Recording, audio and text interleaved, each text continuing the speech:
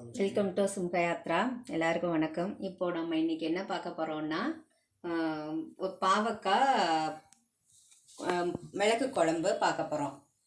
இப்போ அதுக்கு வந்து நம்மளுக்கு முதல்ல வறுத்து நம்ம அரைக்கிறதுக்காக நான் எடுத்து வச்சுருக்கேன் சில சாமான்லாம். அதெல்லாம் நான் முதல்ல காமிச்சிடுறேன். இதெல்லாம் நம்ம போட்டு வறுத்துக்கிறோம் அப்படின்னு சொல்லி வறுத்து அரைக்கிறதுக்கு கடலைப்பருப்பு, துவரம்பருப்பு, மிளகாய் வத்தல், மிளகு, கருவேப்பிலை, இது எல்லாத்தையும் நம்ம வறுத்துட்டு இதோட சேர்த்து திருவி வச்ச தேங்காய் வச்சுருக்கேன். அந்த தேங்காயவும் வச்சு ஃபுல்லாக வதக்கிட்டு நம்ம பவுடர் மாதிரி பண்ணிக்க போகிறோம். அந்த பவுடர் வச்சு தான் இப்போ இந்த குழம்பு பண்ண போகிறோம்.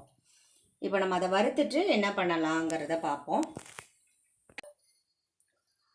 இப்போ நம்ம வறுக்க ஸ்டார்ட் பண்ணலாம்.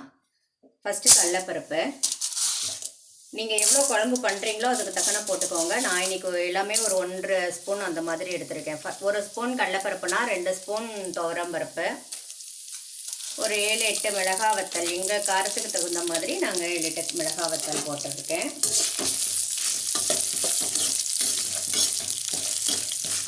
நீங்கள் எவ்வளோ பேஸ்ட் வேணும், எவ்வளோ பேருக்கு குழம்பு பண்ணுறீங்களோ அதுக்கு தகுந்த மாதிரி நீங்கள் இந்த பருப்பெல்லாம் சேர்த்துக்கோங்க. ஜாஸ்தி பண்ணுறது குறைச்சி பண்ணுறது எல்லாம் உங்களோட அந்த ஃப்ளேவர் டேஸ்ட்டு அந்த அளவுக்கு தகுந்த மாதிரி போட்டுக்கோங்க. இப்போ நம்ம கடலைப்பருப்பு, துவரம்பருப்பு, மிளகாய் வத்தல், கருவேப்பிலை போட்டிருக்கேன். கொஞ்சம் கருவேப்பிலையை நம்ம சேர்த்து அரைக்கும் போது டேஸ்ட்டும் இருக்கும். ப்ளஸ் எடுத்து வைக்கிறவங்க எடுத்து வைக்காமல் போயிடுவாங்க. இல்லை நம்ம தாளிக்கும் போது போட்டால் எல்லோரும் கருவேப்பிலை எடுத்து வச்சுட்டு தான் சாப்பிடுவோம். இதோட சேர்த்துட்டோம்னா இது நல்லாயிருக்கும். இது ரெண்டும் கொஞ்சம் கலர் மாறட்டும். செவக்கிற டைமில் நம்ம கொஞ்சம் மிளகு போட்டுவோம்.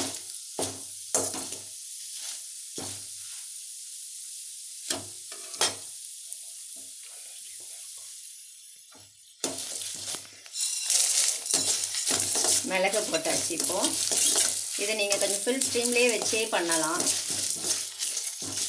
மிளகு போடும்போது கொஞ்சம் தள்ளி நின்றுக்கோங்க, அது வெடிக்கும்.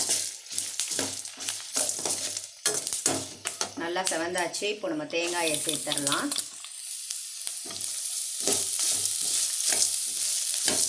தேங்காயும் ஒரு மாதிரி செவக்கிற அளவுக்கு எல்லாத்தையும் சேர்த்து வறுத்துருவோம். நம்ம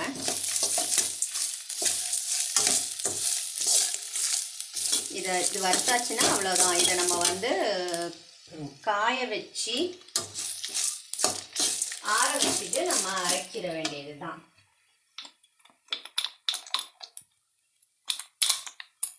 இதை ஆற வச்சுட்டு நம்ம அரைச்சிட்டோம்னா லாஸ்ட்டாக நம்ம குழம்புல இது பண்ணிக்கலாம். பெருங்காயம் போட்டிருக்கு. இப்போது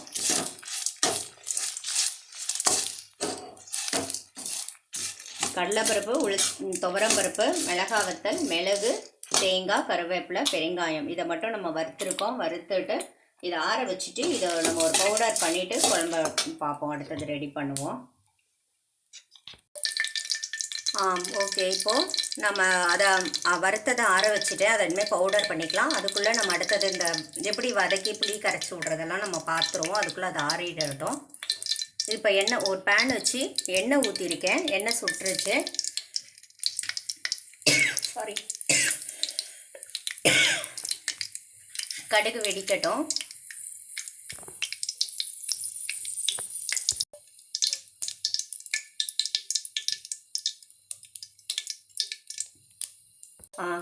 கடுகு வெடிச்சாச்சு. இப்போ கொஞ்சம் உளுத்தம்பருப்பு தாளிக்கிறதுக்காக உளுத்தம்பருப்பு, மிளகாய் வத்தல், ஒரு 2 மிளகாய் வத்தல், கருவேப்பிலை, அதில் கொஞ்சம் பாதி போட்டிருக்கோம், இதில் கொஞ்சம் போட்டிருக்கோம் கருவேப்பிலையை. அவ்வளோதான். இதை தாளிச்சாச்சு. கொஞ்சம் மஞ்சப்பொடி, பெருங்காயம் இதுலேயும் சேர்த்துக்கோங்க.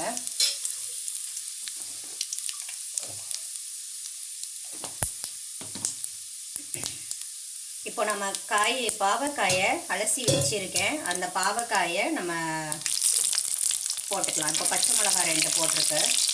இது உங்களோட டேஸ்ட்டு தான்.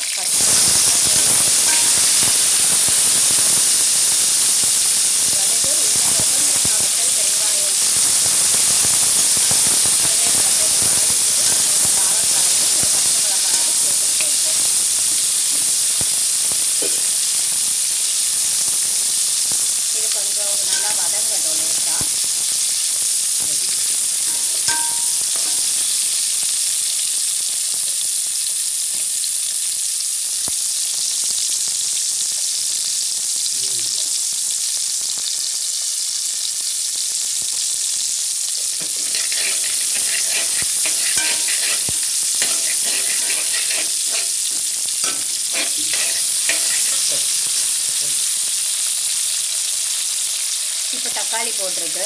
காய் வதங்கும் போது தக்காளி சேர்த்து வதங்கி வச்சுங்க.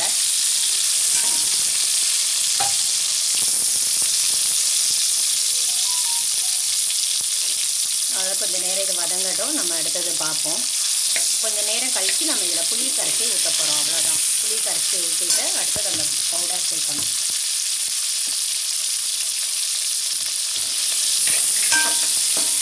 கொஞ்சம் மஞ்சள் பொடி போட்டுக்கலாம்.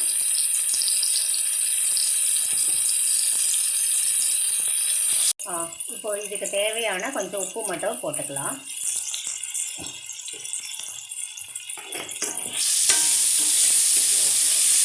புளி குழம்புக்குமே உள்ள உப்பை போட்டாச்சு. நம்ம சரி ஞாபகம் வச்சுக்கணும், அப்பப்போ திரும்பி போட வேண்டாம். கொஞ்சம் பெருங்காயம்,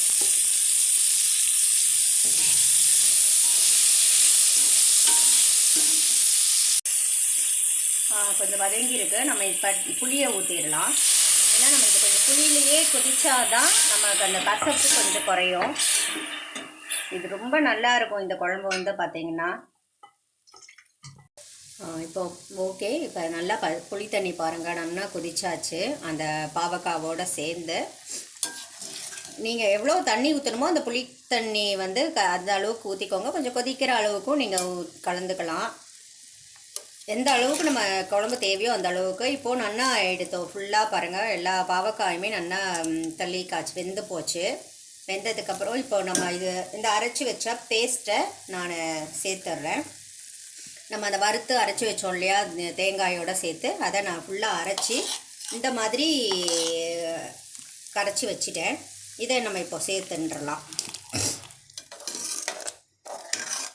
இது உண்மைக்கே இது ரொம்ப ரொம்ப உடம்புக்கு நல்லது. இந்த மிளகு குழம்பு இது பேர். நம்ம அதுக்கு பாவக்காய் போட்டு மிளகு குழம்பு. மோஸ்ட்லி யாரும் பாவக்காய் ரொம்ப சேர்க்கறது இல்லை. எப்போயாவது தான் நம்ம பாவக்காய் பிட்லவோ பாவக்காய் வதக்கல் அந்த மாதிரி சேர்க்குறோம். இதை மிளகு குழம்புல இந்த பாவக்காய் போட்டு சேர்த்தா ரொம்ப டேஸ்ட்டாக இருக்கும். ப்ளஸ் இப்போது மழை காலமாக இருக்குது, ரொம்ப குளிராக இருக்குது.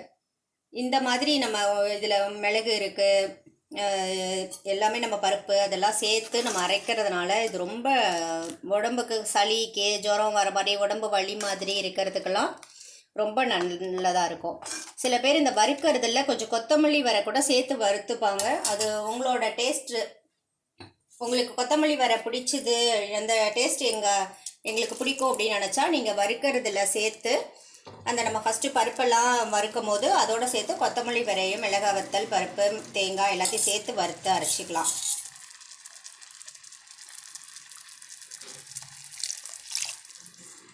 அவ்வளோதான். இது கொஞ்சம் நேரம் கொதிக்கட்டும். கொஞ்சம் நல்லா கொதித்ததுக்கப்புறம் அப்புறம் நம்ம இது பண்ணலாம்.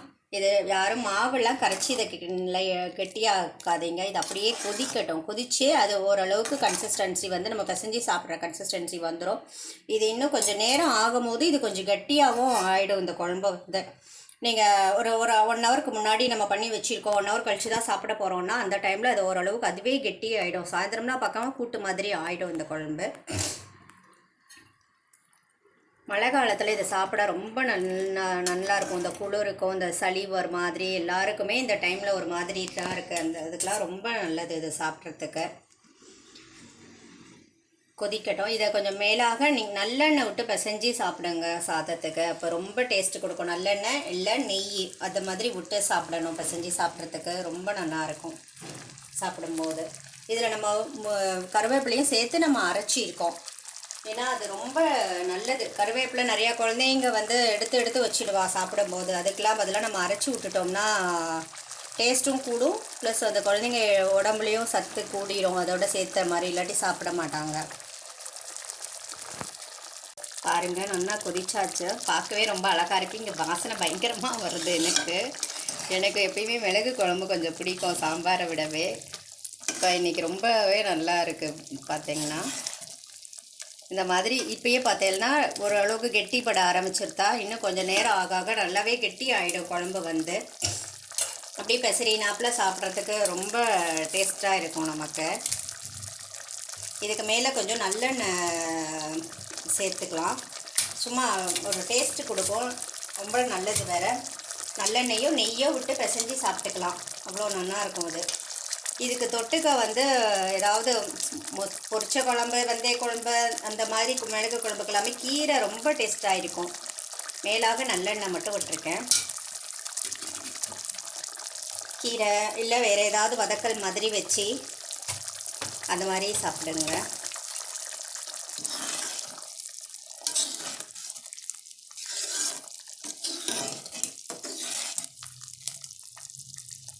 ஆயிடுச்சு, அவ்வளோதான். குழம்பு ஃபினிஷ்டு முடிஞ்சாச்சு. நம்ம ரொம்ப ஈஸி, ஆனால் ரொம்ப நல்லா இருக்கும், டேஸ்ட்டாக இருக்கும். குழந்தைங்களுக்கு காரசாரமாக இருக்கும். மிளகு இருக்குது.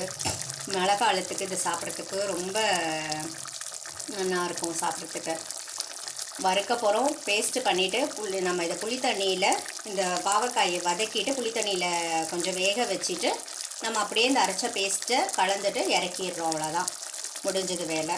இது உங்களுக்கு இப்போ செஞ்சு பாருங்கள். பண்ணி பார்த்துட்டு மிளகு குழம்பு எப்படி இருக்குது, பாவக்காய் மிளகு குழம்பு எப்படி இருக்குதுன்னு சொல்லி எனக்கு ஒரு கமெண்ட்டில் சொல்லுங்கள். எல்லாருக்கும் நல்லா இருக்கும்னு நினைக்கிறேன். லைக் பண்ணுங்கள், ஷேர் பண்ணுங்கள், சப்ஸ்கிரைப் பண்ணுங்கள். கண்டிப்பாக இதை பண்ணி பாருங்கள். பண்ணி பார்த்துட்டு எனக்கு சொல்லுங்கள். எல்லாருக்கும் ரொம்ப நன்றி. தேங்க்ஸ். பை.